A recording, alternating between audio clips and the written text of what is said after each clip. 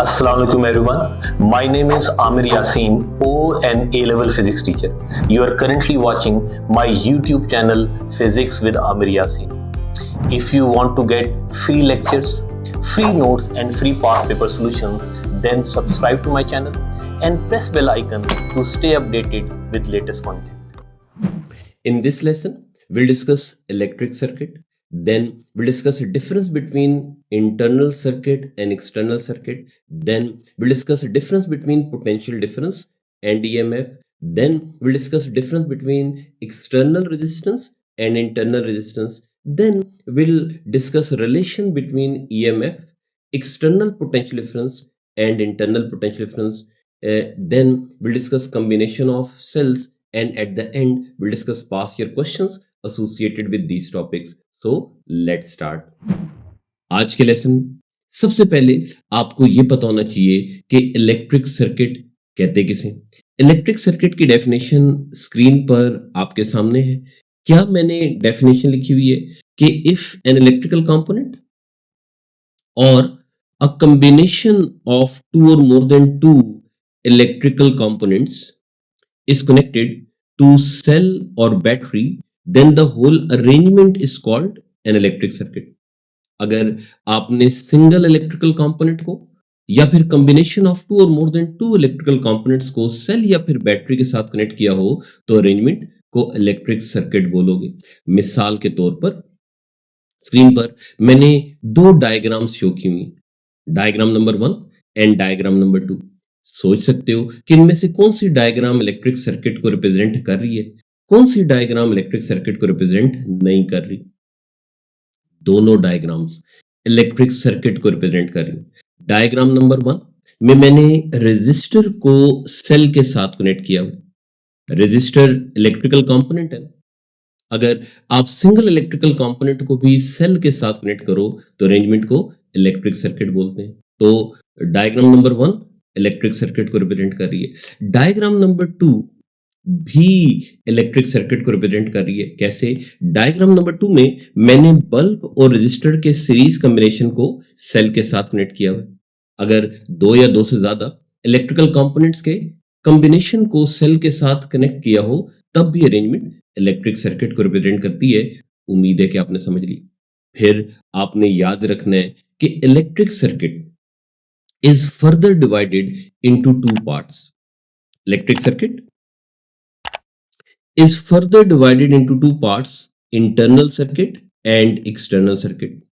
Electric circuit को फिर हमने फर्दर दो पार्ट्स में डिवाइड किया होता है, internal circuit and external circuit. Internal और एक्सटर्नल सर्किट्स की डेफिनेशंस अब स्क्रीन पर आपके सामने। अगर आप इन डेफिनेशंस को पढ़ो, क्या मैंने डेफिनेशन लिखी हुई है कि अ सेल और battery in an electric circuit is called an internal circuit. Electric circuit में सेल या फिर बैटरी को इंटरनल सर्किट बोलते हैं। एक्सटर्नल सर्किट की मैंने क्या डेफिनेशन लिखी हुई है?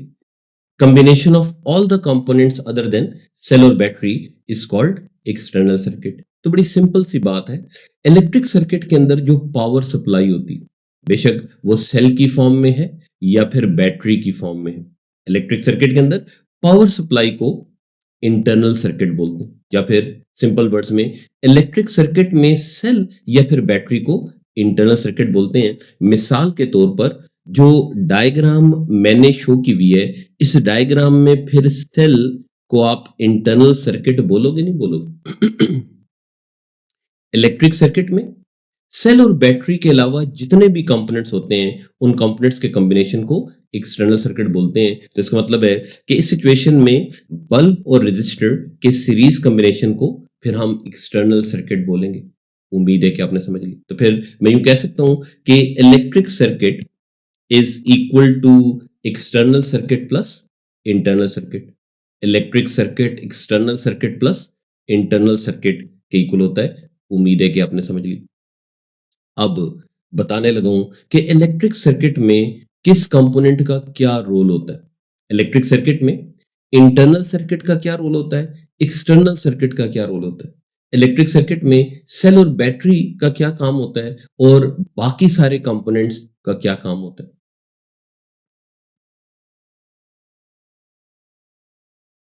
अब जो स्क्रीन पर डायग्राम आपके सामने, उम्मीद है कि आप इस डायग्राम को साथ साथ समझोगे। ये मैंने ऑलरेडी बता दिया ना कि electric circuit is a combination of internal circuit and external circuit. Cell या फिर बैटरी को इंटरनल सर्किट बोलते हैं, जबकि combination of all the components other than cell और battery is called external circuit.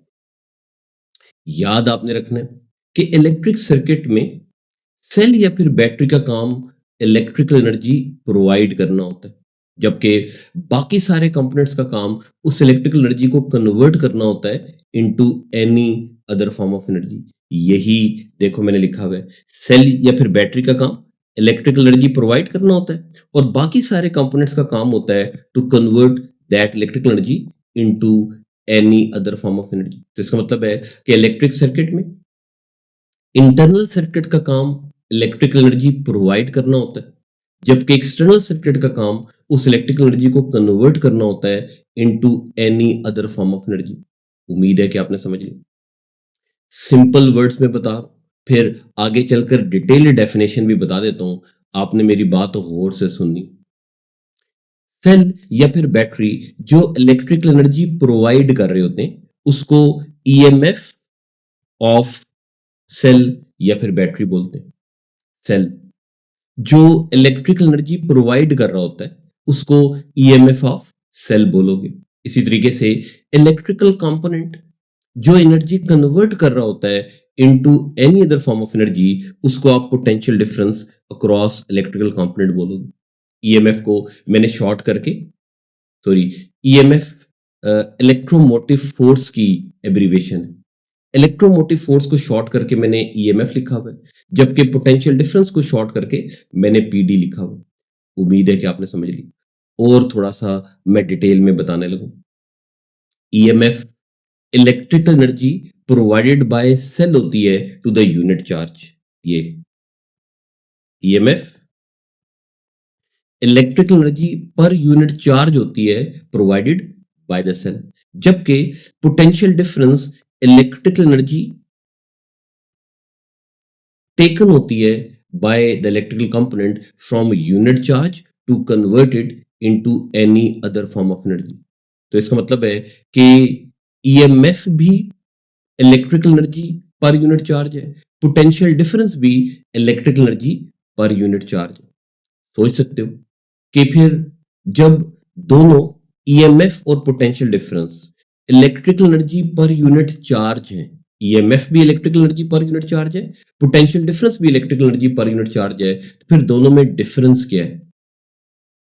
Difference ये है कि एक इलेक्ट्रिकल एनर्जी प्रोवाइडेड है by the cell to the unit charge और दूसरी इलेक्ट्रिकल एनर्जी टेकन है by the electrical component from the unit charge to convert it into any other form of energy. तो electrical energy provided by the cell to the unit charge is called EMF of the cell, जबकि electrical energy taken by the electrical component from the unit charge to convert it into any other form of energy is called potential difference across the electrical component। उम्मीद है कि आपने समझ ली। अब क्योंकि दोनों के एक्सप्रेशंस अपेरेंटली सेम है, ईएमएफ और पोटेंशियल डिफरेंस दोनों के जब एक्सप्रेशंस अपेरेंटली सेम है तो इन दोनों की यूनिट सेम होंगी कि नहीं होंगी?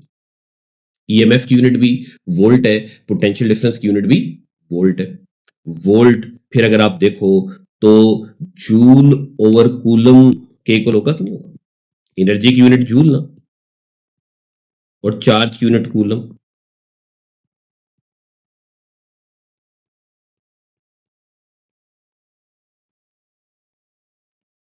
उम्मीद है कि आपने समझ लिया।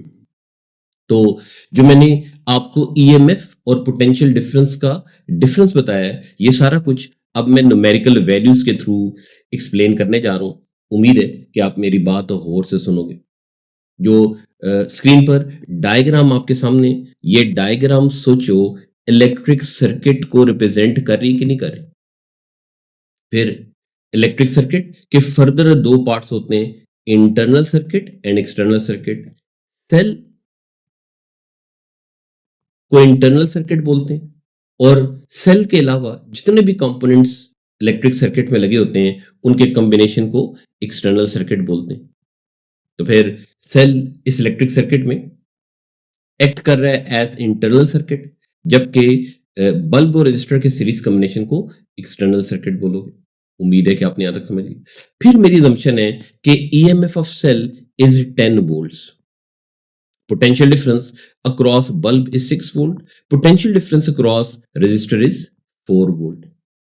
जब मैं कह रहा हूं कि ईएमएफ ऑफ सेल 10 वोल्ट्स है, तो इसका मतलब है कि दूसरे लफ्जों में फिर मैं आपको यह कह रहा हूं कि सेल 1 कूलम चार्ज को 10 जूल्स एनर्जी प्रोवाइड करेगा। 10 वोल्ट्स को सोचो, मैं 10 जूल्स ओवर 1 कूलम लिख सकता हूं। तो जब मैं कह रहा हूं कि ईएमएफ ऑफ सेल 10 वोल्ट्स है, तो इसका ये मतलब नहीं है कि सेल ने 1 कूलम चार्ज को 10 जूल्स एनर्जी प्रोवाइड करनी।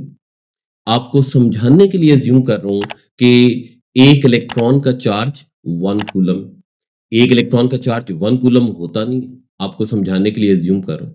तो अगर मैं अज्यूम करूं कि ईएमएफ ऑफ सेल 10 वोल्ट्स है, तो इसका मतलब है कि सेल ने 1 कूलम चार्ज को 10 जूल्स एनर्जी प्रोवाइड करनी है, या फिर इसका मतलब है कि सेल ने हर एक इलेक्ट्रॉन को 10 जूल्स एनर्जी प्रोवाइड करनी है। अब जब सेल से इलेक्ट्रॉन्स बाहर आएंगे, तो फिर बताओ कि हर एक इलेक्ट्रॉन के पास 10 जूल्स एनर्जी होगी कि नहीं होगी? जब नेगेटिव टर्मिनल ऑफ सेल से इलेक्ट्रॉन्स बाहर आएंगे, तो हर एक इलेक्ट्रॉन के पास 10 जूल्स एनर्जी होगी। फिर जब इलेक्ट्रॉन्स ने बल्ब में से पास करना है, तो बल्ब का पोटेंशियल डिफरेंस मैंने 6 वोल्ट अज्यूम किया ना, तो 6 वोल्ट का मतलब कि बल्ब ने हर एक इलेक्ट्रॉन से 6 जूल्स एनर्जी ले लेनी।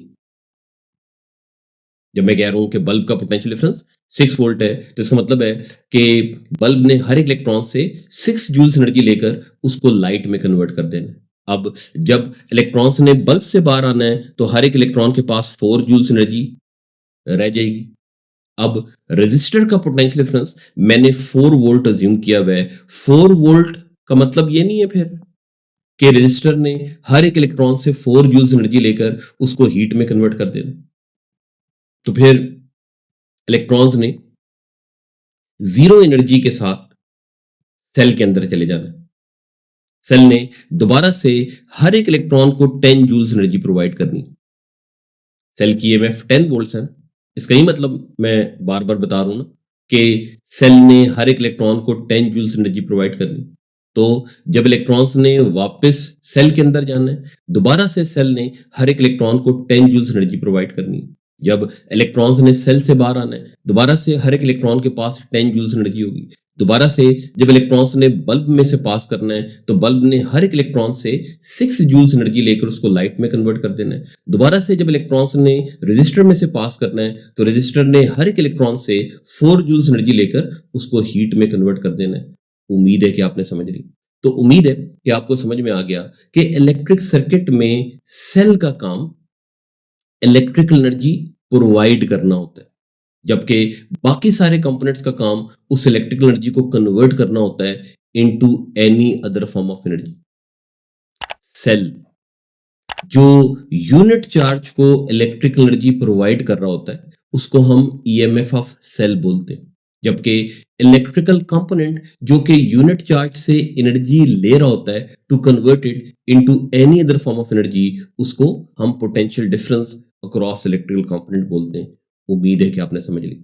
उम्मीद है कि आपको समझ में आ गया कि इलेक्ट्रिक सर्किट में सेल का क्या काम होता है, बाकी सारे कंपोनेंट्स का क्या काम होता है। सोच सकते हो कि फिर इलेक्ट्रिक सर्किट में चार्ज या फिर करंट का क्या काम होता है। सेल का काम तो इलेक्ट्रिकल एनर्जी प्रोवाइड करना होता है ना, और बाकी सारे कंपोनेंट्स का काम इलेक्ट्रिकल एनर्जी को कन्वर्ट करना होता है into any other form of energy. Charges का क्या काम होता है इलेक्ट्रिक सर्किट में? इलेक्ट्रिक सर्किट में चार्जेस का काम इलेक्ट्रिकल एनर्जी ट्रांसफर करना होता है from cell to electrical components. Charges cell से इलेक्ट्रिकल एनर्जी उठाते हैं, इलेक्ट्रिकल कंपोनेंट्स को देते हैं, वापस सेल के अंदर आते हैं, सेल से इलेक्ट्रिकल एनर्जी उठाते हैं, इलेक्ट्रिकल कंपोनेंट्स को देते हैं। तो चार्जेस का काम इलेक्ट्रिक एनर्जी ट्रांसफर करना होता है from cell to electrical components. उम्मीद है कि आपने समझ ली। उसके बाद ये जो सारा कुछ मैंने आपको एक्सप्लेन किया, ये मैंने लिख भी दिया स्क्रीन के ऊपर। उम्मीद है कि अगर आपने और इस चीज को डिटेल में समझना हो तो वीडियो पॉज करके ये सारा कुछ आप पढ़ लोगे। उसके बाद अब अगर आपने ईएमएफ को डिफाइन करना हो, कैसे डिफाइन करोगे? जो मैंने सर्किट डायग्राम पिछले पेज पे कंसिडर की थी, उसी सर्किट डायग्राम को मैंने दोबारा कंसिडर कर लिया। उम्मीद है कि सर्किट डायग्राम आपको समझ में आती। ईएमएफ ऑफ सेल मैंने 10 वोल्ट्स अज्यूम की हुई है। 10 वोल्ट्स ईएमएफ का मतलब कि सेल ने 1 कूलम चार्ज को 10 जूल्स एनर्जी प्रोवाइड करनी। 1 कूलम चार्ज का मतलब यूनिट चार्ज। तो जब मैं कह रहा हूं कि ईएमएफ ऑफ सेल 10 वोल्ट्स है तो इसका मतलब है कि सिचुएशन में सेल ने यूनिट चार्ज को 10 जूल्स एनर्जी प्रोवाइड करनी और फिर इस एनर्जी की बेसिस पर यूनिट चार्ज ने मूव करना है कि नहीं करना राउंड द कंप्लीट सर्किट। ऐसे दोबारा बता रहा हूं, जब मैं कह रहा हूं कि ईएमएफ ऑफ सेल 10 वोल्ट्स है तो इसका मतलब है कि सेल ने यूनिट चार्ज को 10 जूल्स एनर्जी प्रोवाइड करनी है और इस एनर्जी के बेसिस पर यूनिट चार्ज ने मूव करना है राउंड द कंप्लीट सर्किट। तो फिर मैं यूं कह सकता हूं कि EMF is energy required by the unit charge to move around the complete circuit. या फिर मैं यूं भी कह सकता हूं कि EMF is work done in moving unit charge around the complete circuit. Work done in moving unit charge around the complete circuit is called EMF of the cell। यही देखो मैंने EMF की डेफिनेशन लिखी हुई कि नहीं लिखी हुई? क्या मैंने डेफिनेशन लिखी हुई कि work done in moving unit charge around the complete circuit is called EMF। work done in moving unit charge around the complete circuit is called EMF of the cell। उम्मीद है कि आपने समझ ली। फिर अगर मैं इस डेफिनेशन से ईएमएफ को मैथमेटिकली रिप्रेजेंट करूं तो ऐसे रिप्रेजेंट करूंगा ना, ईएमएफ फिर वर्क डन पर यूनिट चार्ज होगी ना, लेकिन अराउंड द कंप्लीट सर्किट। फिर ईएमएफ की यूनिट वोल्ट होती है, वर्क डन की unit joule, charge unit coulomb. तो इसका मतलब है कि ईएमएफ की यूनिट होती तो जूल और कूलम है, लेकिन उसको हमने स्पेशल नेम दिया हुआ है वोल्ट। उम्मीद है आपने समझ ली। उसके बाद मैं पोटेंशियल डिफरेंस की डेफिनेशन भी स्क्रीन पर आपके सामने लेकर आने लगूं। आपने फिर सोचना यह है कि जो मैंने ईएमएफ की डेफिनेशन बताई in terms of work done, EMF और पोटेंशियल डिफरेंस की डेफिनेशंस में फिर क्या फर्क है in terms of work done. देखो अब पोटेंशियल डिफरेंस की डेफिनेशन भी स्क्रीन पर आपके सामने। क्या मैंने डेफिनेशन लिखी हुई है कि work done in moving unit charge around the external circuit only is called potential difference across the electrical component। तो फिर डिफरेंस समझ में है। ईएमएफ वर्क डन पर यूनिट चार्ज होती है राउंड द कंप्लीट सर्किट, जबकि पोटेंशियल डिफरेंस वर्क डन पर यूनिट चार्ज होता है round the external circuit only. उम्मीद है कि आपने समझ लिया। तो फिर पोटेंशियल डिफरेंस का मैथमेटिकल एक्सप्रेशन भी वर्क डन ओवर चार्ज ही बनेगा, नहीं बनेगा? ईएमएफ भी वर्क डन ओवर चार्ज है लेकिन round the complete circuit, potential difference भी वर्क डन ओवर चार्ज है लेकिन एक्सटर्नल सर्किट ओनली। फिर क्योंकि दोनों के एक्सप्रेशन सेम हैं ईएमएफ और पोटेंशियल डिफरेंस के, तो दोनों की यूनिट सेम होगी। ईएमएफ की यूनिट भी वोल्ट होती है, पोटेंशियल डिफरेंस की यूनिट भी वोल्ट होती है। उम्मीद है कि आपको ईएमएफ और पोटेंशियल डिफरेंस का डिफरेंस समझ में आ गया। उसके बाद अब जो सर्किट डायग्राम आपके सामने, इस डायग्राम को आपने बहुत अच्छी तरह समझना है। उम्मीद है कि आपको समझ में आ रहा है कि मैंने इस सर्किट डायग्राम में रेजिस्टर को सेल के साथ कनेक्ट किया। मैंने सेल का इंटरनल स्ट्रक्चर शो किया हुआ है। ये सेल का इंटरनल स्ट्रक्चर है। ये इलेक्ट्रिक सर्किट, सॉरी, ये इलेक्ट्रिक सेल है जबकि ये रजिस्टर है। रजिस्टर को मैंने सेल के साथ कनेक्ट किया हुआ है। This is positive terminal of cell and this is negative terminal of the cell. अब क्योंकि मैंने रजिस्टर को सेल के साथ कनेक्ट किया, तो बताओ अरेंजमेंट इलेक्ट्रिक सर्किट को रिप्रेजेंट करेगी नहीं करेगी? ये मैं बार बार कह रहा हूं कि अगर आपने सिंगल इलेक्ट्रिकल कंपोनेंट को भी सेल के साथ कनेक्ट किया हो तो अरेंजमेंट इलेक्ट्रिक सर्किट को रिप्रेजेंट करती है।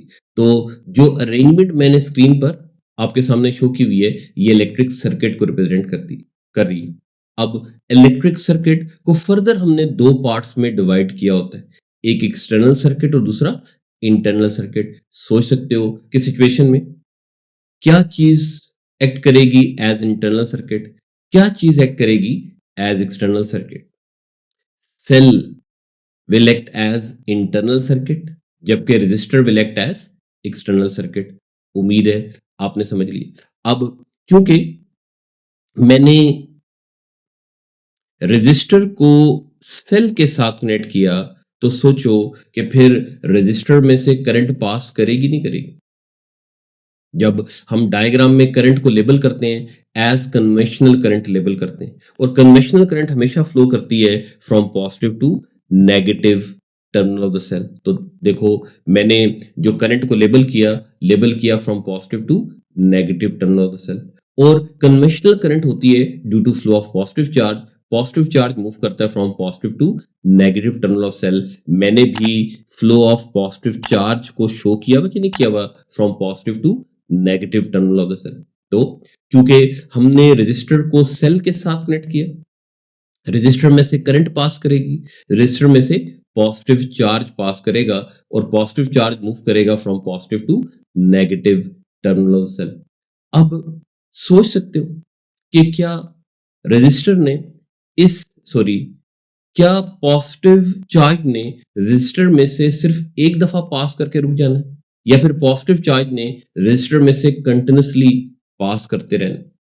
क्योंकि हमने रजिस्टर को सेल के साथ कनेक्ट किया, तो पॉजिटिव चार्ज ने रजिस्टर में से कंटिन्यूसली पास करते रहना, नहीं करते रहना? अब पॉजिटिव चार्ज रजिस्टर में से तभी कंटिन्यूसली पास करेगा ना, जब पॉजिटिव चार्ज इस सर्किट में ऐसे मूव करे। यानी कि पॉजिटिव चार्ज ने ना सिर्फ रजिस्टर में से पास करना है, बल्कि पॉजिटिव चार्ज ने विद इन सेल भी मूव करना है कि नहीं करना? पॉजिटिव चार्ज रजिस्टर में से तभी कंटिन्यूसली पास करेगा ना, जब पॉजिटिव चार्ज सर्किट में ऐसे कंटिन्यूसली फ्लो करता रहे। जब पॉजिटिव चार्ज ऐसे सर्किट में कंटिन्यूसली फ्लो कर रहा होगा, तो पॉजिटिव चार्ज ना सिर्फ एक्सटर्नल सर्किट में से पास कर रहा होगा, बल्कि इंटरनल सर्किट में से भी पास करेगा नहीं करेगा? पॉजिटिव चार्ज ना सिर्फ रजिस्टर में से पास करेगा, बल्कि positive charge within cell भी मूव करेगा। सेल इंटरनल सर्किट है, जबकि रजिस्टर एक्सटर्नल सर्किट है। अब क्योंकि पॉजिटिव चार्ज एक्सटर्नल सर्किट में से पास कर रहा है, तो एक्सटर्नल सर्किट ने रेजिस्टेंस ऑफर करनी है to the flow of positive charge. External circuit जो रेजिस्टेंस ऑफर करता है to the flow of positive charge, उसको एक्सटर्नल रेजिस्टेंस बोलते हैं। नाम से जाहिर है, एक्सटर्नल सर्किट जो रेजिस्टेंस ऑफर करता है to the flow of positive charge, उसको एक्सटर्नल रेजिस्टेंस बोलते हैं। इसी तरीके से इंटरनल सर्किट जो रेजिस्टेंस ऑफर करता है to the flow of positive charge, उसको इंटरनल रेजिस्टेंस बोलते हैं। तो जब positive charge within cell move कर रहा होगा, तो सेल ने रेजिस्टेंस ऑफर करनी है to the flow of positive charge. Cell जो रेजिस्टेंस ऑफर करेगा to the flow of positive charge, उसको आप इंटरनल रेजिस्टेंस बोलोगे। तो आप यूं भी याद रख सकते हो कि सेल के अंदर पॉजिटिव चार्ज के ऊपर जो रेजिस्टेंस लग रही होती है, उसको इंटरनल रेजिस्टेंस बोलते हैं, और सेल के बाहर बाहर पॉजिटिव चार्ज के ऊपर जो टोटल रेजिस्टेंस लग रही होती है, उसको एक्सटर्नल रेजिस्टेंस बोलते हैं। तो उम्मीद है कि आपको इंटरनल रेजिस्टेंस और एक्सटर्नल रेजिस्टेंस का डिफरेंस समझ में आ गया। एक्सटर्नल रेजिस्टेंस और इंटरनल रेजिस्टेंस की डेफिनेशंस अब स्क्रीन पर आपके सामने, उम्मीद है कि आपको समझ में आती होंगी। इंटरनल रेजिस्टेंस की मैंने क्या डेफिनेशन लिखी? Resistance offered by the internal circuit to the flow of charge is called internal resistance. Internal circuit या फिर सेल और बैटरी जो रेजिस्टेंस ऑफर करते हैं to the flow of charge, उसको इंटरनल रेजिस्टेंस बोलते हैं। और आपने याद रखना है कि इंटरनल रेजिस्टेंस को स्मॉल आर से रिप्रेजेंट करते हैं। इसी तरीके से एक्सटर्नल सर्किट जो रेजिस्टेंस ऑफर करता है to the flow of charge, उसको एक्सटर्नल रेजिस्टेंस बोलते हैं। या फिर सेल के बाहर बाहर चार्ज के ऊपर जो टोटल रेजिस्टेंस लगती है, उसको एक्सटर्नल रेजिस्टेंस बोलते हैं। और एक्सटर्नल रेजिस्टेंस को आपने याद रखना है कि कैपिटल आर से रिप्रेजेंट करते हैं। उम्मीद है कि आपने समझ लिया। उसके बाद दोबारा से जो मैंने सर्किट डायग्राम कंसिडर की थी थोड़ी देर पहले, उसको मैंने दोबारा से रिकंसिडर कर ली। क्या मैंने डायग्राम शो की हुई है स्क्रीन पर आपके सामने कि रजिस्टर को मैंने सेल के साथ कनेक्ट किया हुआ है। अब जब मैंने रजिस्टर को सेल के साथ कनेक्ट किया तो रजिस्टर में से करंट पास करेगी। करंट को जब हम लेबल करते हैं डायग्राम में एज कन्वेंशनल करंट लेबल करते हैं, और कन्वेंशनल करंट हमेशा फ्लो करती है from positive to negative terminal of the cell. तो अब जब रजिस्टर में से करंट पास कर रही है तो इसका मतलब है कि रजिस्टर में से चार्ज पास कर रहे हैं। जब हम करंट को लेबल कर रहे हैं एज कन्वेंशनल करंट तो इसका मतलब है कि रजिस्टर में से फिर पॉजिटिव चार्ज पास करेगा, और पॉजिटिव चार्ज मूव करेगा from positive to negative terminal of the cell. अब जब पॉजिटिव चार्ज ने रेजिस्टर में से पास करना है, इसका मतलब है कि पॉजिटिव चार्ज ने जब एक्सटर्नल सर्किट में से पास करना है तो एक्सटर्नल सर्किट ने रेजिस्टेंस ऑफर करनी है to the flow of positive charge. External circuit जो रेजिस्टेंस ऑफर करता है to the flow of positive charge, उसको एक्सटर्नल रेजिस्टेंस बोलते हैं। एक्सटर्नल रेजिस्टेंस को कैपिटल आर से रिप्रेजेंट करते हैं। फिर पॉजिटिव चार्ज ने विद इन सेल भी मूव करना है। सेल ने रेजिस्टेंस ऑफर करनी है to the flow of positive charge. Cell जो रेजिस्टेंस ऑफर करता है to the flow of charge, उसको इंटरनल रेजिस्टेंस बोलते हैं। इंटरनल रेजिस्टेंस को स्मॉल आर से रिप्रेजेंट करते हैं। उम्मीद है कि आपने समझ ली। तो इस सर्किट की एक्सटर्नल रेजिस्टेंस को मैंने कैपिटल आर अज्यूम किया, इंटरनल रेजिस्टेंस को स्मॉल आर अज्यूम किया, current passing through electric circuit मैंने आई अज्यूम की। अब सोचो, करंट को रेजिस्टेंस से मल्टीप्लाई करने से पोटेंशियल डिफरेंस आता है कि नहीं आता? करंट को रेजिस्टेंस से मल्टीप्लाई करने से पोटेंशियल डिफरेंस आता है। तो फिर अगर मैं करंट को एक्सटर्नल रेजिस्टेंस से मल्टीप्लाई करूं तो फिर मेरे पास एक्सटर्नल पोटेंशियल डिफरेंस आ जाएगा नहीं आ जाएगा? तो आई इंटू कैपिटल आर फिर एक्सटर्नल पोटेंशियल डिफरेंस को रिप्रेजेंट करेगा। इसी तरीके से अगर मैं करंट को इंटरनल रेजिस्टेंस से मल्टीप्लाई करूं तो फिर मेरे पास इंटरनल पोटेंशियल डिफरेंस आ जाएगा। तो इलेक्ट्रिक सर्किट में आपने याद रखना है कि दो तरह के पोटेंशियल डिफरेंस होते हैं, एक एक्सटर्नल पोटेंशियल डिफरेंस और दूसरा internal potential difference. External potential difference को आई इंटू कैपिटल आर से रिप्रेजेंट करते हैं, जबकि इंटरनल पोटेंशियल डिफरेंस को आई इंटू स्मॉल आर से रिप्रेजेंट करते हैं। तो इस इलेक्ट्रिक सर्किट में फिर तीन चीजें, एक ईएमएफ वो अलग चीज है, दूसरा इंटरनल पोटेंशियल डिफरेंस वो अलग चीज है, और तीसरा एक्सटर्नल पोटेंशियल डिफरेंस वो अलग चीज है। तो इलेक्ट्रिक सर्किट में फिर तीन चीजें होती हैं, एक ईएमएफ, दूसरा इंटरनल पोटेंशियल डिफरेंस और तीसरा एक्सटर्नल पोटेंशियल डिफरेंस। उम्मीद है कि आपने समझ ली। एक्सटर्नल पोटेंशियल डिफरेंस और इंटरनल पोटेंशियल डिफरेंस की डेफिनेशंस नेक्स्ट पेज पर मैंने लिखी हुई हैं, जो अब स्क्रीन पर आपके सामने। अगर आप इन डेफिनेशंस को पढ़ो, ईएमएफ की डेफिनेशन मैंने क्या लिखी हुई है? Energy provided by the cell to the unit charge is called EMF of the cell. तो याद कर लो कि सेल हर एक चार्ज को एक तरह से जो एनर्जी प्रोवाइड कर रहा होता है उसको ईएमएफ ऑफ सेल बोलते हैं। उसके बाद मैंने इंटरनल पोटेंशियल डिफरेंस की क्या डेफिनेशन लिखी हुई है? Energy lost by the unit charge while passing through the internal circuit is called internal potential difference। हर एक चार्ज सेल में से पास करते हुए जो एनर्जी लूज करता है उसको इंटरनल पोटेंशियल डिफरेंस बोलते हैं।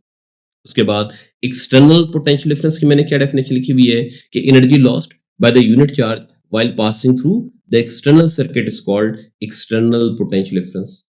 हर एक चार्ज सेल के बाहर बाहर मूव करते हुए जो टोटल एनर्जी लूज करता है उसको एक्सटर्नल पोटेंशियल डिफरेंस बोलते हैं। उम्मीद है कि आपने समझ ली। सेल हर एक चार्ज को जो एनर्जी प्रोवाइड कर रहा है वो ईएमएफ ऑफ सेल है। हर एक चार्ज सेल के अंदर जो एनर्जी लूज कर रहा है सेल की रेजिस्टेंस को ओवरकम करने के लिए उसको इंटरनल पोटेंशियल डिफरेंस बोलोगे। और हर एक चार्ज सेल के बाहर जो टोटल एनर्जी लूज कर रहा होगा उसको एक्सटर्नल पोटेंशियल डिफरेंस बोलोगे। उम्मीद है कि आपने समझ ली। तो फिर जो वैल्यूज मैंने कंसिडर की हुई है जो वैल्यूज अब स्क्रीन पर आपके सामने है, इन वैल्यूज के थ्रू मैं बताने लगा हूं कि फिर ईएमएफ, एक्सटर्नल पोटेंशियल डिफरेंस और इंटरनल पोटेंशियल डिफरेंस में क्या डिफरेंस है। मेरी assumption है कि EMF of cell is 10 volts, internal potential difference is 1 volt and external potential difference is 9 volt. तो जब मैं कह रहा हूं कि ईएमएफ ऑफ सेल 10 वोल्ट्स है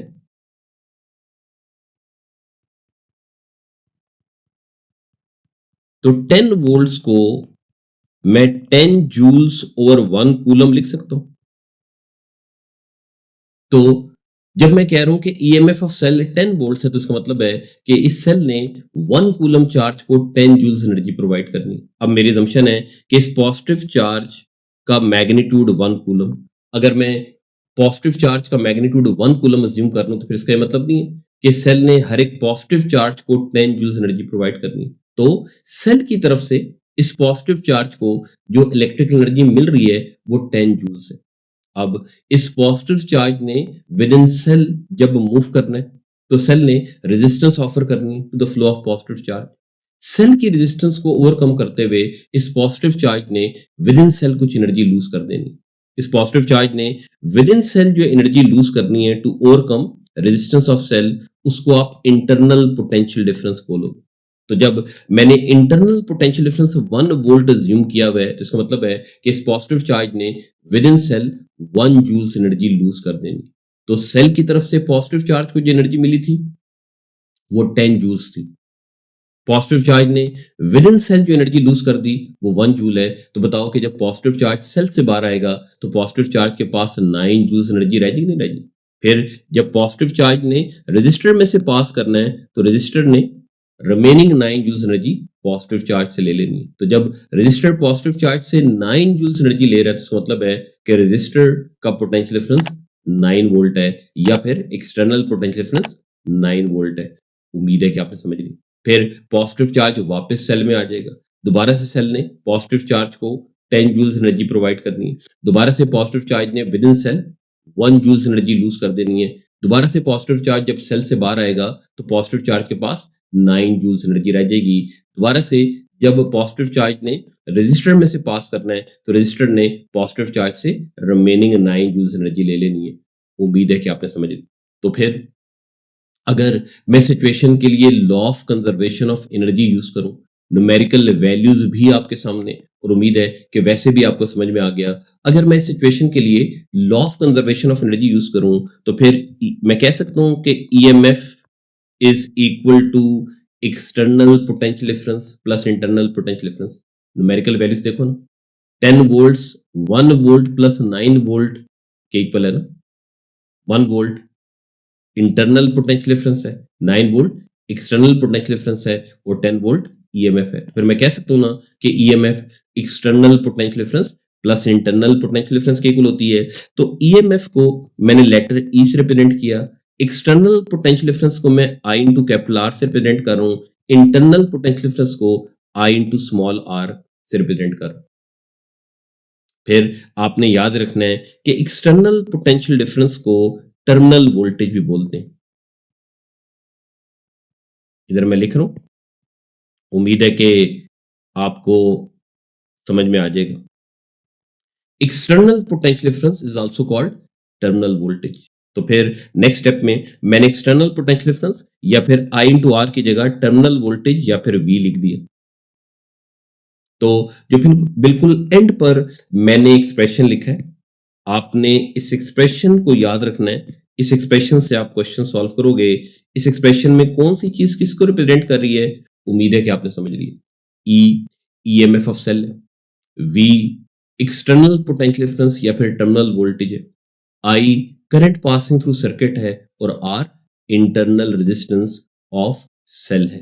तो आज के बाद अगर एग्जामिनर आपको ऐसी सिचुएशन दे जिसमें सेल की इंटरनल रेजिस्टेंस नेग्लिजिबल ना हो, एग्जामिनर बताएगा आज के बाद कि जिस सेल को उसने कंसिडर किया उसकी इंटरनल रेजिस्टेंस नेग्लिजिबल है कि नहीं। अगर एग्जामिनर ने आपको ऐसी सिचुएशन दी जिसमें सेल की इंटरनल रेजिस्टेंस नेग्लिजिबल नहीं है, तो फिर उस सिचुएशन में आप इस एक्सप्रेशन को यूज करोगे क्वेश्चन को सॉल्व करने के लिए। उम्मीद है कि आपने समझ लिया। उसके बाद फिर अब आपको यह पता होना चाहिए कि अगर आपने सेल को डायग्राम में शो करना हो, कैसे शो करोगे। मैं ऐसे सेल की बात कर रहा हूं जिसकी इंटरनल रेजिस्टेंस नेग्लिजिबल नहीं है। अगर आप ऐसे सेल को डायग्राम में शो करते हो जिसकी इंटरनल रेजिस्टेंस नेग्लिजिबल नहीं है, तो दो तरीकों से शो कर सकते हो। या तो ऐसे डॉटेड बॉक्स बनाओगे, ये डॉटेड बॉक्स सेल को रिप्रेजेंट कर रहे हैं। इस डॉटेड बॉक्स के अंदर ये जो दो पैरेलल लाइंस हैं ये ईएमएफ ऑफ सेल को रिप्रेजेंट करेंगी, और डॉटेड बॉक्स के अंदर जो मैंने छोटा रजिस्टर लगाया हुआ है ये इंटरनल रेजिस्टेंस ऑफ सेल को रिप्रेजेंट करेगी। तो एक तरीका तो ये हो सकता है कि आप सेल को डॉटेड बॉक्स से रिप्रेजेंट करो, डॉटेड बॉक्स के अंदर दो पैरेलल लाइंस लगाओ ईएमएफ को रिप्रेजेंट करने के लिए, और डॉटेड बॉक्स के अंदर छोटा रजिस्टर बनाओ सेल की इंटरनल रेजिस्टेंस को रिप्रेजेंट करने के लिए। लेकिन अगर आप कन्वेंशनल मेथड यूज करते हो सेल को डायग्राम में शो करने के लिए, जो मैंने सेकंड डायग्राम शो की हुई है, ये डायग्राम नंबर 1 है, ये डायग्राम नंबर 2 है। सेकंड डायग्राम में मैंने कन्वेंशनल मेथड यूज किया हुआ है सेल को शो करने के लिए। तो अगर आप कन्वेंशनल मेथड यूज करते हो सेल को शो करने के लिए, फिर आप सेल के साथ ऐसे ई और कॉमा आर लिखोगे। ई ईएमएफ ऑफ सेल को रिप्रेजेंट करेगा और r internal resistance of cell को रिप्रेजेंट करेगा। उम्मीद है कि आपने समझ ली। अब बताने लगूं कि अगर आपने दो या दो से ज्यादा सेल्स को सीरीज में कनेक्ट करना हो, कैसे कनेक्ट करोगे। दो या दो से ज्यादा सेल्स को हम सीरीज कॉम्बिनेशन में दो तरह से कनेक्ट कर सकते हैं। एक मेथड को सपोर्टिंग सीरीज कॉम्बिनेशन बोलते हैं, जबकि दूसरे मेथड को अपोजिंग सीरीज कॉम्बिनेशन बोलते हैं। सपोर्टिंग सीरीज कॉम्बिनेशन और अपोजिंग सीरीज कॉम्बिनेशन में क्या डिफरेंस है बताने लगूं। मेरी assumption है कि वी हैव टू सेल्स, एक ये सेल है और दूसरा ये सेल है। सोच सकते हो कि इनमें से किस सेल की इंटरनल रेजिस्टेंस नेग्लिजिबल है, किस सेल की इंटरनल रेजिस्टेंस नेग्लिजिबल नहीं है, क्योंकि दोनों सेल्स के साथ मैंने स्मॉल r लिखा हुआ है, एक के साथ R1 और दूसरे के साथ R2। तो इसका मतलब है कि इन दोनों सेल्स की इंटरनल रेजिस्टेंस नेग्लिजिबल नहीं है। तो एक सेल की ईएमएफ मैंने E1 अज्यूम की, इंटरनल रेजिस्टेंस R1। दूसरे सेल की ईएमएफ मैंने E2 अज्यूम की, इंटरनल रेजिस्टेंस R2।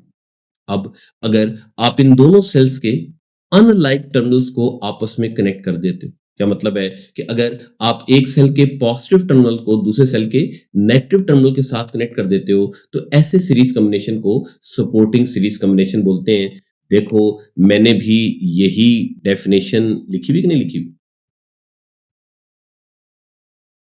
कि if unlike terminals of two cells are connected to each other, then such a series combination is called supporting series combination। और उम्मीद है कि diagram से भी आपको समझ में आ रहा है, अगर आप एक सेल के नेगेटिव टर्मिनल को दूसरे सेल के पॉजिटिव टर्मिनल के साथ कनेक्ट कर देते हो, तो ऐसे सीरीज कॉम्बिनेशन को सपोर्टिंग सीरीज कॉम्बिनेशन बोलते हैं। सपोर्टिंग सीरीज कॉम्बिनेशन में रिजल्टेंट ईएमएफ कैसे फाइंड करते हैं, रिजल्टेंट इंटरनल रेजिस्टेंस कैसे फाइंड करते हैं, उम्मीद है आपको समझ में आ रहा है। दोनों सेल्स की ईएमएफ्स को ऐड कर लोगे, रिजल्टेंट ईएमएफ आ जाएगी। दोनों सेल्स की इंटरनल रेजिस्टेंस को ऐड कर लोगे, इफेक्टिव इंटरनल रेजिस्टेंस आ जाएगी। उम्मीद है कि आपने समझ लिया। फिर अगर आप दोनों सेल्स के अनलाइक टर्मिनल्स को सॉरी अगर आप दोनों सेल्स के लाइक टर्मिनल्स को आपस में कनेक्ट करते हो, क्या मतलब है कि एक सेल के नेगेटिव टर्मिनल को दूसरे सेल के नेगेटिव टर्मिनल के साथ कनेक्ट कर दो, या फिर एक सेल के पॉजिटिव टर्मिनल को दूसरे सेल के पॉजिटिव टर्मिनल के साथ कनेक्ट कर दो। अगर आप लाइक टर्मिनल्स को आपस में कनेक्ट कर रहे हो तो ऐसे सीरीज कॉम्बिनेशन को अपोजिंग सीरीज कॉम्बिनेशन बोलते हैं। मैंने भी यही डेफिनेशन लिखी भी नहीं लिखी। If like terminals of two cells are connected to each other, then such a combination is called opposing series combination। और डायग्राम में भी मैंने शो किया है, देखो दोनों सेल्स के नेगेटिव टर्मिनल्स को मैंने आपस में कनेक्ट किया हुआ है ना, यानी कि दोनों सेल्स के लाइक टर्मिनल्स को आपस में कनेक्ट किया हुआ है। तो अगर आप दोनों सेल्स के नेगेटिव टर्मिनल्स को आपस में कनेक्ट करते हो या फिर दोनों सेल्स के पॉजिटिव टर्मिनल्स को आपस में कनेक्ट करते हो तो ऐसे सीरीज कॉम्बिनेशन को अपोजिंग सीरीज कॉम्बिनेशन बोलते हैं। अपोजिंग सीरीज कॉम्बिनेशन में रिजल्टेंट ईएमएफ कैसे फाइंड करते हैं, रिजल्टेंट इंटरनल रेजिस्टेंस कैसे फाइंड करते हैं, उम्मीद है कि आपको समझ में आ रहा है। दोनों सेल्स कि ईएमएफ को सेपरेट कर दोगे, रिजल्टेंट ईएमएफ आ जाएगी। बड़ी ईएमएफ में से छोटी ईएमएफ को सेपरेट कर दोगे, रिजल्टेंट ईएमएफ आ जाएगी। और इंटरनल रेजिस्टेंस को यहां पर भी ऐड ही करोगे। बेशक सेल सपोर्टिंग सीरीज कॉम्बिनेशन में लगे हुए हैं या फिर अपोजिंग सीरीज कॉम्बिनेशन में लगे हुए हैं, याद कर लो कि इंटरनल रेजिस्टेंस को हम हमेशा ऐड ही करते हैं। उम्मीद है आपने समझ ली। उसके बाद अब जो स्क्रीन पर डायग्राम आपके सामने, उम्मीद है कि डायग्राम आपको समझ में आती होगी। मैंने सेल को रजिस्टर के साथ कनेक्ट किया, ईएमएफ ऑफ सेल मैंने ई अज्यूम की, इंटरनल रेजिस्टेंस ऑफ सेल मैंने स्मॉल आर अज्यूम की, एक्सटर्नल रेजिस्टेंस मैंने कैपिटल आर अज्यूम की, current passing through electric circuit मैंने आई अज्यूम की। अब अगर आपने इस इलेक्ट्रिक सर्किट के लिए external potential difference versus current graph बनाना, ये एक्सटर्नल रजिस्टर का potential difference versus current graph बनाना हो, कैसे बनाओगे, शेप ऑफ ग्राफ क्या बनेगी, सोच सकते हो। अगर मैं ग्राफ बनाऊं external potential difference versus current graph बनाऊं तो कैसे बनाऊंगा, समझना है आप लोगों ने। क्योंकि मैंने ऐसे सर्किट को कंसिडर किया जिसमें सेल की इंटरनल रेजिस्टेंस नेग्लिजिबल नहीं है। अभी थोड़ी देर पहले बताया था ना, अगर आप ऐसे सेल को कंसिडर करते हो जिसकी इंटरनल रेजिस्टेंस नेग्लिजिबल नहीं है तो फिर उस क्वेश्चन में आप इस एक्सप्रेशन को यूज करोगे क्वेश्चन को सॉल्व करने के लिए। इस एक्सप्रेशन में कौन सी चीज किसको रिप्रेजेंट करती है, उम्मीद है कि आपको समझ में आ रहा है। ई ईएमएफ ऑफ सेल है, वी एक्सटर्नल पोटेंशियल डिफरेंस है, आई करंट है और आर इंटरनल रेजिस्टेंस है। अब क्योंकि हमने external potential difference versus current graph बनाना है तो एक्सटर्नल पोटेंशियल डिफरेंस को मैं सब्जेक्ट बना रहा हूं। अगर मैं एक्सटर्नल पोटेंशियल डिफरेंस को सब्जेक्ट बनाऊं तो एक्सप्रेशन उस तरीके से बनेगा ना जैसे मैंने लिखा। फिर अगर इस एक्सप्रेशन को मैं रीअरेंज करके लिखना चाहूं, ऐसे लिख सकता हूं। फिर अगर मैं इस एक्सप्रेशन को फर्दर रीअरेंज करके लिखना चाहूं, ऐसे लिख सकता हूं।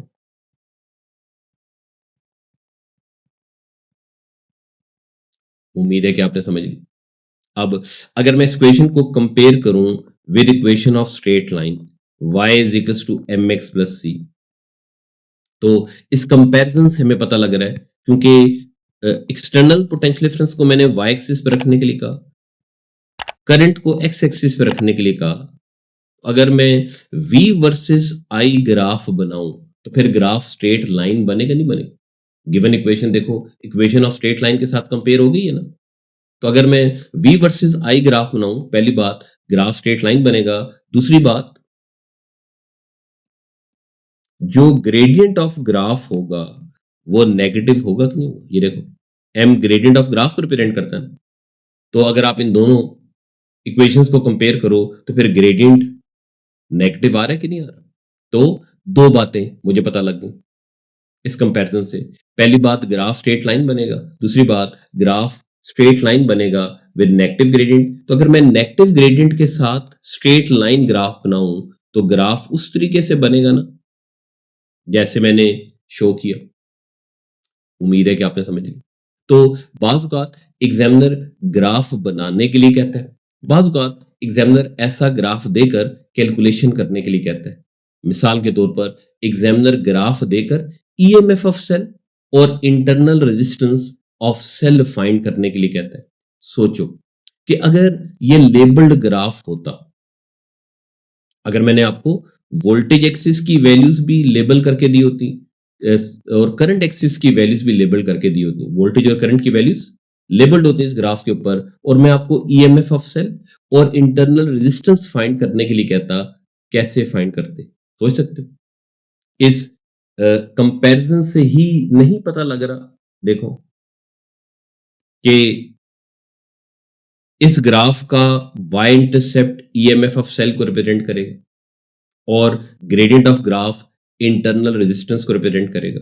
तो Y intercept EMF of cell के इक्वल होगा और इस ग्राफ का ग्रेडियंट, जो कि नेगेटिव ग्रेडियंट आएगा, वो माइनस आर के इक्वल होगा या फिर आर के इक्वल होगा। उम्मीद है कि आपने समझ ली। ग्रेडियंट माइनस आर के इक्वल होगा ना, तो ग्रेडियंट भी नेगेटिव आएगा और आगे माइनस आर है, ये नेगेटिव ग्रेडियंट आएगा ना इस ग्राफ का,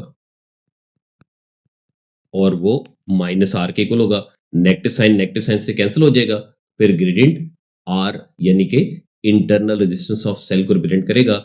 उम्मीद है कि आपने समझ ली। अब बताने लगूं कि इस टॉपिक के ऊपर एग्जामिनर क्वेश्चंस देता कैसे है, उन क्वेश्चंस को आप कैसे अटेम्प्ट करोगे। मिसाल के तौर पर अगर आप इस क्वेश्चन को, जो कि स्क्रीन पर आपके सामने, पढ़ो, देखो कि करेक्ट ऑप्शन क्या है। अगर आपने क्वेश्चन पढ़ा है तो एग्जामिनर ने 4 प्रॉपर्टीज लिखी हुई है, property number 1, property number 2, property number 3, property number 4। फिर एग्जामिनर पूछ रहा है कि इनमें से कौन सी प्रॉपर्टी ईएमएफ के साथ एसोसिएटेड है, कौन सी प्रॉपर्टी पोटेंशियल डिफरेंस के साथ एसोसिएटेड है। तो फिर करेक्ट ऑप्शन ऑप्शन बी बनेगी ना। 1 और 4 पोटेंशियल डिफरेंस को रिप्रेजेंट कर रहे हैं, जबकि 2 और 3 पोटेंशियल डिफरेंस को, सॉरी, 2 और 3 ईएमएफ को रिप्रेजेंट कर रहे हैं और 1 और 4 पोटेंशियल डिफरेंस को रिप्रेजेंट कर रहे हैं। अगर आप प्रॉपर्टीज पढ़ो, प्रॉपर्टी 2 क्या लिखी हुई है? It involves changing other form of energy into electrical energy. Cell का काम, ईएमएफ सेल के साथ एसोसिएटेड होती है ना, सेल का काम इलेक्ट्रिकल एनर्जी प्रोवाइड करना होता है ना। अब सेल के पास इलेक्ट्रिकल एनर्जी कहां से आती है? सेल किसी दूसरी फॉर्म ऑफ एनर्जी को इलेक्ट्रिकल एनर्जी में कन्वर्ट करता है और फिर उस इलेक्ट्रिकल एनर्जी को आगे चार्जेस को प्रोवाइड करता है। तो सेल के अंदर कोई दूसरी form of energy electrical energy में कन्वर्ट होती है। और ईएमएफ की मैंने क्या डेफिनेशन बताई थी? ईएमएफ वर्क डन पर यूनिट चार्ज या फिर एनर्जी पर यूनिट चार्ज होती है राउंड द कंप्लीट सर्किट। तो बताओ कि 2 और 3 प्रॉपर्टीज, सेकंड और थर्ड प्रॉपर्टीज, फिर ईएमएफ के साथ एसोसिएटेड हैं कि नहीं? तो अगर सेकंड और थर्ड प्रॉपर्टीज ईएमएफ के साथ एसोसिएटेड हैं, तो फिर प्रॉपर्टी नंबर 1 और प्रॉपर्टी नंबर 4 पोटेंशियल डिफरेंस के साथ एसोसिएटेड होगी कि नहीं होगी? उम्मीद है कि आपने समझ ली। उसके बाद अगर आप इस क्वेश्चन को पढ़ो, अगर आपने इस क्वेश्चन को पढ़ा है, समझा है और अटेम्प्ट किया है, तो देखो अब मैं सॉल्व कर रहा हूं। मैंने थोड़ी देर पहले बताया था कि अगर एग्जामिनर ने इंटरनल रेजिस्टेंस ऑफ सेल बताई हो, अगर एग्जामिनर ने ऐसे सेल को कंसिडर किया हो जिसकी इंटरनल रेजिस्टेंस नेग्लिजिबल नहीं है, तो फिर उस क्वेश्चन को आप इस एक्सप्रेशन से सॉल्व करोगे।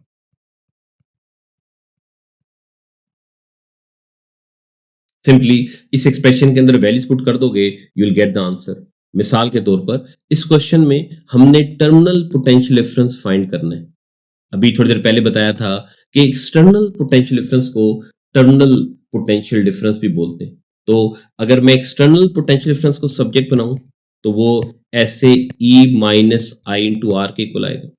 अब अगर मैं वैल्यूज पुट करूं, E की जगह ईएमएफ ऑफ सेल एग्जामिनर ने 5 वोल्ट बताई हुई है, करंट की वैल्यू एग्जामिनर ने 500 मिली एम्पेयर बताई हुई है, मिली एम्पेयर को मैं एम्पेयर में कन्वर्ट करके पुट कर रहा हूं, और इंटरनल रेजिस्टेंस एग्जामिनर ने 200 मिली ओम बताई हुई है, मिली ओम को भी मैं ओम में कन्वर्ट करके पुट कर रहा हूं। तो अब अगर मैं इसको मैथमेटिकली सॉल्व करूं तो I will get the answer. तो 5 minus 500 raised to power minus 3 into 200 raised to power minus 3, तो आंसर फिर 4.9 वोल्ट्स आता है। तो correct option is option B. उम्मीद है कि आपने समझ ली। उसके बाद जो नेक्स्ट क्वेश्चन है ये भी ऐसा ही क्वेश्चन है। उम्मीद है कि आप इस क्वेश्चन को भी पढ़ोगे, समझोगे, खुद से पहले अटेम्प्ट करोगे, फिर देखोगे कि मैं इस क्वेश्चन को कैसे सॉल्व कर। अगर आपने क्वेश्चन पढ़ा है तो अगेन इस क्वेश्चन में एग्जामिनर ने इंटरनल रेजिस्टेंस की बात की ऑफ सेल, तो इसलिए मैं इस क्वेश्चन में भी इसी एक्सप्रेशन को ही यूज करूंगा। इस क्वेश्चन में एग्जामिनर ने करंट फाइंड करने के लिए कहा, तो अब अगर मैं करंट को सब्जेक्ट बनाऊं तो पहले I into R E minus V के इक्वल आएगा। फिर अगर मैं I को सब्जेक्ट बना लूं तो I E minus V over R के इक्वल आएगा ना। तो अब EMF गिवन है कितनी 12 वोल्ट, पोटेंशियल डिफरेंस गिवन है कितना 7 वोल्ट, इंटरनल रेजिस्टेंस गिवन है। अगर मैं ये सारी की सारी वैल्यूज पुट करूं, EMF की जगह 12, पोटेंशियल डिफरेंस की जगह 7 और इंटरनल रेजिस्टेंस की जगह 0.1, तो फिर 5 डिवाइड बाय 0.1 आंसर 50 एम्पेयर आएगा कि नहीं आएगा। तो correct option is option A. तो उम्मीद है कि आपने समझ लिया कि अगर एग्जामिनर इंटरनल रेजिस्टेंस की बात करता है तो फिर आपने इस एक्सप्रेशन को यूज करना है क्वेश्चन सॉल्व करने के लिए। Simple as that. कहीं पर भी इंटरनल रेजिस्टेंस का वर्ड आ जाए, इस एक्सप्रेशन को यूज करो, आंसर आ जाएगा। उसके बाद ये भी वैसे ही क्वेश्चन है, इसको भी उसी एक्सप्रेशन से आप सॉल्व कर सकते हो। उम्मीद है कि आप इस क्वेश्चन को सॉल्व कर लोगे। मैं नेक्स्ट क्वेश्चन डिस्कस कर, इस क्वेश्चन को अगर आप लोग पढ़ो, इस क्वेश्चन को अटेम्प्ट करो खुद से पहले, फिर देखो कि इस क्वेश्चन को मैं कैसे अटेम्प्ट कर रहा हूं। अगर आप लोगों ने इस क्वेश्चन को पढ़ा है, अटेम्प्ट किया है, तो देखो मैं इस क्वेश्चन को सॉल्व करके दे रहा हूं। एग्जामिनर एम मीटर रीडिंग और वोल्ट मीटर रीडिंग के बारे में पूछ रहा है। एग्जामिनर कह रहा है कि पहले स्विच एस ओपन था, अब अगर आप स्विच एस को क्लोज कर दो तो फिर एम मीटर रीडिंग और वोल्ट मीटर रीडिंग के अंदर क्या चेंज आएगा। एम मीटर सोचो total current coming out of cell को रीड करेगा नहीं करेगा, और voltmeter potential difference across external circuit को रीड करेगा। पोटेंशियल डिफरेंस क्योंकि सेल के टर्मिनल्स के साथ कनेक्टेड है, तो इसका मतलब है कि voltmeter terminal potential difference read करेगा, और टर्मिनल पोटेंशियल डिफरेंस को एक्सटर्नल पोटेंशियल डिफरेंस भी बोलते हैं। तो वोल्ट मीटर फिर एक्सटर्नल पोटेंशियल डिफरेंस की वैल्यू बताएगा, ammeter total current coming out of cell बताएगा। तो फिर अगर मैं इस एक्सप्रेशन को यूज करूं, क्योंकि अगेन इंटरनल रेजिस्टेंस नेग्लिजिबल नहीं है, तो मैं इस एक्सप्रेशन को यूज कर v की जगह नेक्स्ट स्टेप में मैंने i into capital R put कर दिया। उसके बाद अगर मैं i को कॉमन लूं, फिर ब्रैकेट में capital R plus small r आ जाएगा। उसके बाद अगर मैं i को सब्जेक्ट बनाऊं तो i फिर e over capital R plus small r के इक्वल आएगा नहीं आएगा, पहली बात। दूसरी बात, जब आप स्विच एस क्लोज करोगे ऐसे, तो ये जो रजिस्टर है दूसरा रजिस्टर, अगर मैं इनको लेबल कर दूं, लेट्स से कि रजिस्टर ए है, ये रजिस्टर बी है, तो बताओ कि रजिस्टर बी रजिस्टर ए के साथ पैरेलल कनेक्ट हो जाएगा नहीं हो जाएगा? अगर मैं स्विच क्लोज करूं तो रजिस्टर बी रजिस्टर ए के साथ पैरेलल में कनेक्ट हो जाएगा। मैंने ये बताया था कि पैरेलल कॉम्बिनेशन में जितने ज्यादा रजिस्टर कनेक्टेड हों, ओवरऑल रेजिस्टेंस उतनी कम होगी। तो जब रजिस्टर बी ए के साथ पैरेलल में कनेक्ट हो जाएगा तो एक्सटर्नल रेजिस्टेंस डिक्रीज हो जाएगी। सोचो, जब एक्सटर्नल रेजिस्टेंस डिक्रीज होगी या फिर जब इस सर्किट की ओवरऑल रेजिस्टेंस डिक्रीज होगी तो करंट इंक्रीज हो जाएगी नहीं हो जाएगी? ओवरऑल रेजिस्टेंस डिक्रीज हो रही है तो करंट इंक्रीज हो जाएगी। तो फिर एम मीटर रीडिंग इंक्रीज होगी तो करेक्ट ऑप्शन या तो ऑप्शन ए बनेगी या फिर ऑप्शन सी बनेगी। उम्मीद है कि आपने समझ लिया कि एम मीटर रीडिंग क्यों इंक्रीज होगी। अब अगर मैं इंटरनल पोटेंशियल डिफरेंस फाइंड करना चाहूं तो इंटरनल पोटेंशियल डिफरेंस मैं आई इंटू आर से फाइंड कर सकता हूं। अब EMF external potential difference plus internal potential difference के इक्वल होती है। सोचो कि जब करंट इंक्रीज हो रही है, ये इंटरनल रेजिस्टेंस की वैल्यू तो फिक्स है, लेकिन क्योंकि करंट इंक्रीज हुई है तो फिर इंटरनल पोटेंशियल डिफरेंस इंक्रीज होगा नहीं होगा? तो जब इंटरनल पोटेंशियल डिफरेंस इंक्रीज होगा तो सोचो फिर खुद ब खुद एक्सटर्नल पोटेंशियल डिफरेंस डिक्रीज हो जाएगा नहीं हो जाएगा? क्योंकि ईएमएफ तो फिक्स है। मिसाल के तौर पर लेट्स से कि ईएमएफ ऑफ सेल 10 वोल्ट थी, वो तो फिक्स ही रहनी है। पहले एक्सटर्नल पोटेंशियल डिफरेंस 8 वोल्ट था, इंटरनल पोटेंशियल डिफरेंस फिर 2 वोल्ट होगा। अब क्योंकि करंट इंक्रीज हो रही है तो इंटरनल पोटेंशियल डिफरेंस इंक्रीज हो जाएगा। लेट्स से कि इंटरनल पोटेंशियल डिफरेंस इंक्रीज होकर 3 वोल्ट हो गया, तो फिर सोचो कि एक्सटर्नल पोटेंशियल डिफरेंस खुद ब खुद डिक्रीज होकर 7 वोल्ट हो जाएगी क्योंकि ईएमएफ ऑफ सेल तो फिक्स रहेगी। पहले 10 वोल्ट थी, अभी 10 वोल्ट। तो उम्मीद है कि आपको समझ में आ गया कि एक्सटर्नल पोटेंशियल डिफरेंस डिक्रीज हो जाएगा। जब एक्सटर्नल पोटेंशियल डिफरेंस डिक्रीज हो जाएगा तो वोल्ट मीटर रीडिंग भी डिक्रीज हो जाएगी। तो वोल्ट मीटर रीडिंग डिक्रीज होगी और एम मीटर रीडिंग इंक्रीज होगी। तो फिर बताओ कि करेक्ट ऑप्शन ऑप्शन ए है कि नहीं? उम्मीद है कि आप लोगों ने समझ लिया। उसके बाद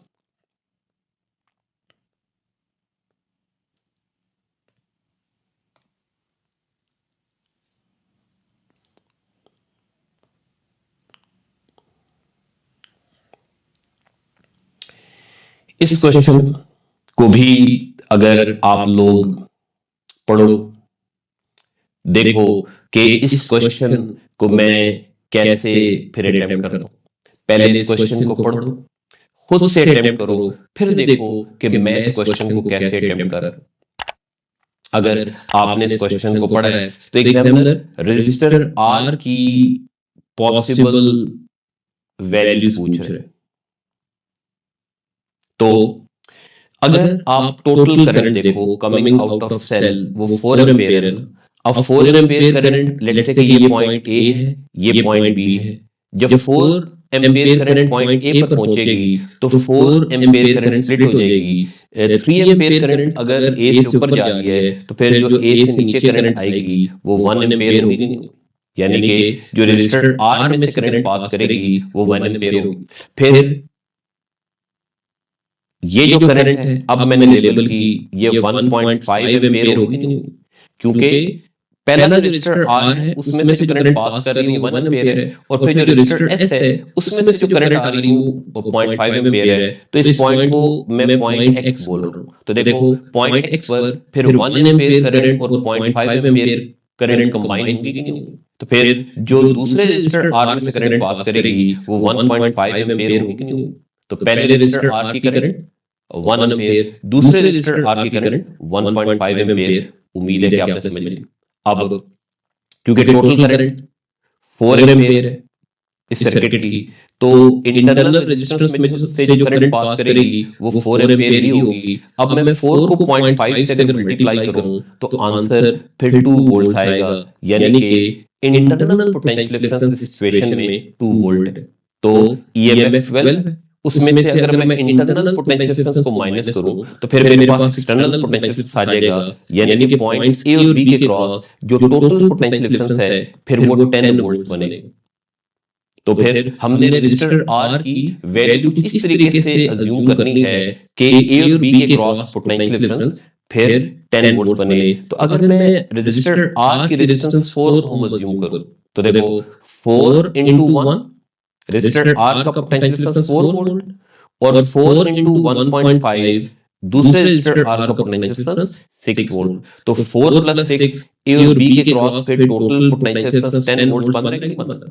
तो अगर मैं आर की वैल्यू 4 ओम अज्यूम करूं तो ए और बी के क्रॉस पोटेंशियल डिफरेंस 10 वोल्ट बनता है। बाकी ऑप्शन से ए और बी के क्रॉस पोटेंशियल डिफरेंस 10 वोल्ट नहीं बनता। उम्मीद है कि आपने समझ ली। तो ए और बी के क्रॉस हमने पोटेंशियल डिफरेंस 10 वोल्ट बनाना था, वो तब बनता है जब हम आर की वैल्यू 4 ओम अज्यूम करें। तो करेक्ट ऑप्शन फिर ऑप्शन बी है। उसके बाद अगर आप इस क्वेश्चन को देखो, जल्दी से पढ़ो, अटेम्प्ट करो। अगर आपने इस क्वेश्चन को अटेम्प्ट किया है तो देखो अब मैं इस क्वेश्चन को सॉल्व कर रहा हूं। एग्जामिनर करंट की वैल्यू पूछ रहा है कमिंग आउट ऑफ सेल्स या फिर इस सर्किट की करंट की वैल्यू एग्जामिनर पूछ रहा है। इस सर्किट की करंट को मैंने आई अज्यूम किया। अब क्योंकि इंटरनल रेजिस्टेंस विजिबल नहीं है, दोबारा से मैं इस एक्सप्रेशन को यूज कर रहा हूं। V की जगह मैंने I इनटू कैपिटल R लिख दिया। उम्मीद है कि आप समझ ली। फिर उसके बाद अगर मैं I को कॉमन लूं तो ब्रैकेट में capital R plus small r आ जाएगा। फिर अगर मैं I को सब्जेक्ट बनाऊं तो E over capital R plus small r। अब क्योंकि इस सर्किट में दो सेल्स हैं और दोनों सेल्स सपोर्टिंग सीरीज कॉम्बिनेशन में कनेक्टेड है। दोनों सेल्स के अनलाइक टर्मिनल्स आपस में कनेक्टेड है। एक सेल का पॉजिटिव टर्मिनल दूसरे सेल के नेगेटिव टर्मिनल के साथ कनेक्टेड है। तो फिर मैं ईएमएफ को ऐड करूंगा। दोनों सेल्स के सपोर्टिंग सीरीज कॉम्बिनेशन में कनेक्टेड है। सपोर्टिंग सीरीज कॉम्बिनेशन में ईएमएफ हम ऐड करते हैं तो रिजल्टेंट ईएमएफ फिर 9 वोल्ट बन रही है। फिर एक्सटर्नल रेजिस्टेंस 3 है और जो टोटल इंटरनल रेजिस्टेंस है वो 2 ओम है कि नहीं। बेशक सेल सपोर्टिंग सीरीज में कनेक्टेड हो या फिर अपोजिंग सीरीज कॉम्बिनेशन में कनेक्टेड हो, ईएमएफ को हम ऐड करते हैं। सॉरी, बेशक सेल सपोर्टिंग सीरीज कॉम्बिनेशन में कनेक्टेड हो या फिर अपोजिंग सीरीज कॉम्बिनेशन में कनेक्टेड हो, इंटरनल रेजिस्टेंस को हम हमेशा ऐड करते हैं। तो दोनों सेल की इंटरनल रेजिस्टेंस को मैंने ऐड कर दिया तो फिर करंट 9/5 एम्पीयर आएगी। 9/5 अगर आप कैलकुलेटर से देखो तो फिर वो 1.8 एम्पीयर आएगी। तो correct option is option C. उम्मीद है कि आपने समझ ली। उसके बाद अगर आप इस क्वेश्चन को पढ़ो, अगर आपने पढ़ा इस क्वेश्चन को तो देखो एग्जामिनर ने आर की वैल्यू फाइंड करने के लिए कहा, इंटरनल रेजिस्टेंस की वैल्यू फाइंड करने के लिए कहा। तो अगर मुझे इस इंटरनल रेजिस्टेंस की करंट पता लग जाए, इस इंटरनल रेजिस्टेंस का पोटेंशियल डिफरेंस पता लग जाए तो फिर मैं पोटेंशियल डिफरेंस को करंट से डिवाइड करूंगा। इंटरनल रेजिस्टेंस की वैल्यू आ जाएगी। रेजिस्टेंस वोल्टेज ओवर करंट के इक्वल होती है। तो अगर मैं वैल्यूज पुट करूं ये 0.5 एम्पीयर करंट को अगर मैं इसे मल्टीप्लाई करूं 11 ओम से तो 11 ओम का पोटेंशियल डिफरेंस आ जाएगा। 11 ओम का पोटेंशियल डिफरेंस 5.5 वोल्ट्स बनेगा। उम्मीद है कि आपने समझ ली। अब क्योंकि 6 में से 5.5 वोल्ट्स 11 ओम को मिल रहे हैं तो फिर जो इंटरनल रेजिस्टेंस है उसको 0.5 वोल्ट मिलेंगे। 6 माइनस 5.5 0.5। फिर जो टोटल करंट है जब इस पॉइंट पर पहुंचेगी, पॉइंट बी पर, let's say total current 0.5 ampere है तो यहां पर भी जो करंट जाएगी वो 0.25 होगी और यहां पर भी जो करंट जाएगी वो 0.25 एम्पीयर होगी नहीं हो। तो अब मुझे इस रेजिस्टर का पोटेंशियल डिफरेंस पता लग गया, करंट पता लग गई। डिवाइड करूंगा तो मेरे पास इंटरनल रेजिस्टेंस आ जाएगी, वो मेरा ख्याल है कि 2 ओम आएगी। 0.5 को 0.25 से डिवाइड करोगे तो आंसर 2 ओम आएगा। उम्मीद है कि आपने समझ लिया। उसके बाद अगर एक मैं थ्योरी का क्वेश्चन डिस्कस कर लूं,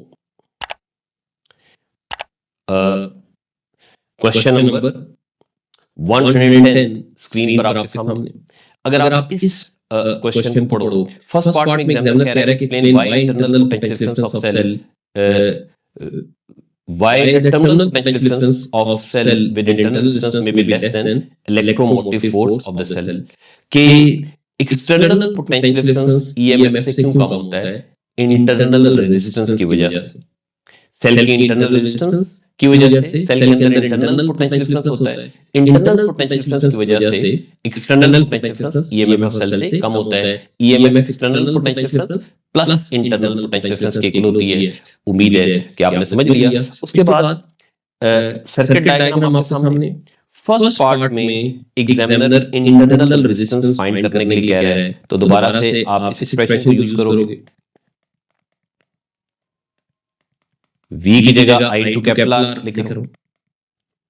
अगर मैं I को सब्जेक्ट बनाऊं तो सॉरी, एग्जामिनर ने R की वैल्यू पूछी थी, तो अगर मैं